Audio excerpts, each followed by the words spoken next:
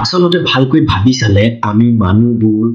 আৰু মিউজিয়ামৰ মাজত বেছি পাৰ্থক্য নাই যেনেকৈ মিউজিয়ামৰ ভিতৰত বহুত ইতিহাস লুকাই থাকে ঠিক তেনেকৈ আমাৰ প্ৰত্যেকজন মানুহৰ জীৱনতো বহুত কাহিনী বহুত ইতিহাস আছে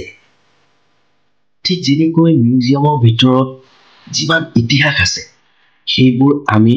চাব পাৰো কিন্তু চুব নোৱাৰো ঠিক সেইদৰে আমাৰ জীৱনতো আমাৰ যিমান কাহিনী যিমান ইতিহাস ডাব খাই আছে সেইবোৰ কোনেও চুব নোৱাৰে কোনেও কাৰোবাৰ ইতিহাস সঁচা অৰ্থত বুজিব নোৱাৰে সো মই ভাবো আপোনাৰ জীয়াই থকা জীৱনত আপোনাৰ বহুত কাহিনী আছে বহুত ইতিহাস আছে